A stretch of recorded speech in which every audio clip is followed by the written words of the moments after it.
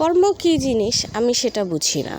তবে আমি আমার জীবনে এমনও মানুষ দেখেছি যে তার নিজের জীবনে কখনো কাউকে কোনো সুখ দেয় নাই, শান্তি দেয় নাই, মাকে কষ্ট দিয়েছে, ভাই বোনদের কষ্ট দিয়েছে, অনেক নিজের স্বার্থের ঊর্ধ্বে কাউকে চিনে নাই, সবাইকে বিপদে ফেলাইছে, নিজে কখনো সেই বিপদ থেকে উদ্ধার হওয়ার চেষ্টা করে নাই, চিন্তা করছে মা আছে বাঁচা নেবে, এমন অনেক রকমের বিপদগ্রস্ত করছে মা পরিবারকে।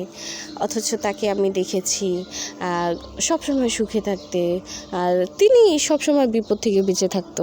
হঠাৎ যখন আল্লাহ মারলো, আল্লাহর রহমত, সবসময় ভাবতাম যে আসলে মানুষগুলা এত সুখী কিভাবে হয় যারা অন্যকে কষ্ট দেয়।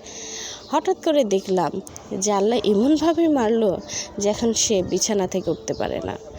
আসলে কি আল্লাহ ছাড় দেয় কিন্তু ছেড়ে দেয় না, এই শব্দটা আমরা হয়তো বা বুঝি না। আমি আমার জীবনে এমনও মানুষ দেখেছি যে মানুষের হক আদায় করে না, অথচ অনেক সুখী। ও সবসময় মানুষকে কষ্ট দেয়, বকাঝকা করে, তার কোনো কষ্টই নেই, দুঃখই নেই, সে কখনো বিপদগ্রস্ত হয় না। তখন আল্লাহর কাছে বলতাম যে আল্লাহ আসলে যারা ভালো মানুষ তাদেরকেই কেন কষ্ট দাও, আর যারা খারাপ মানুষ তারা এত কেন সুখে থাকে। পরে দেখলাম আচ্ছা নিজ চোখে নিয়ামতটা দেখলাম আল্লাহর, যে আসলে না, সবার কর্ম একসাথে হয় না। আমরা অনেকে আছি যারা কিছু খারাপ কর্ম করার সাথে সাথেই হয়তো বা আল্লাহ পাক আমাদের সাথে সাথে সাজা দিয়ে দেয়, ওই মুহূর্তের কর্ম ওই মুহূর্তেই ফল শেষ হয়ে যায় বিষয়টা। কিন্তু অনেকে আছে যখন যাদেরকে আল্লাহ ছাড় দেয়, অনেক ছাড় দেয়, অতিরিক্ত ছাড় দেয়, কিন্তু যখন ধরবে তখন আর পার পাওয়ার কোনো উপায় নেই।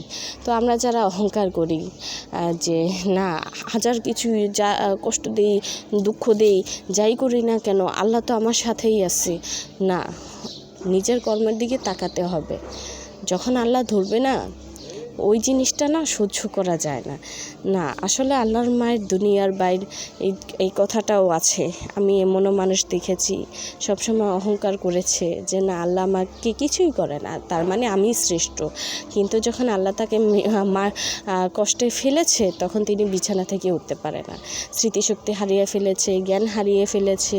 তো এই যে জিনিসগুলো না, আমরা সবসময় নিজে কর্মটা করার আগে চিন্তা করব যে হ্যাঁ, হয়তো বা আজকে আমাকে আল্লাহ ছাড় দিচ্ছে, কিন্তু কালকে কিন্তু আমাকে দেবে না।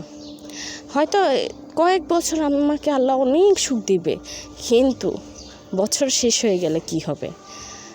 আল্লাহ কখনোই কাউকে ছাড়ে না। এই বিষয়টা আমার কাছে প্রমাণিত।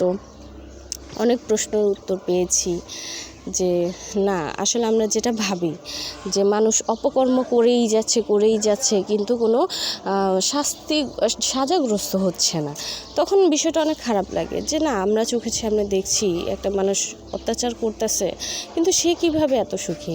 না, আসলে আল্লাহ তাকে সুযোগ দিচ্ছে। যখন তার কর্মের হিসাব হবে তখন সে কোথাও লুকাতে পারবে না, কোথাও না। তো আমরা যে কোনো কর্ম করার আগে, পরিবারকে কষ্ট দেওয়ার আগে, পাড়া প্রতিবেশী হোক, নিজের কর্মক্ষেত্রে হোক, কাউকে কষ্ট দেওয়ার আগে বা নিজে অপকর্ম করার আগে, জেনা গুনাহ কাজের মতো লিপ্ত হওয়ার আগে, কাউকে ধোঁকা দেওয়ার আগে, নানান ধরনের নিজের পাপ কাজ এগুলো করার আগে অবশ্যই ভাববো যে আজকে হয়তো বা আল্লাহ আমাকে ছেড়ে দিচ্ছে, কিন্তু কালকে আল্লাহ আমাকে ছাড়বে না, কারণ আমি আল্লাহর সেই প্রিয় বান্দা না যে বেহেশতে যাবে।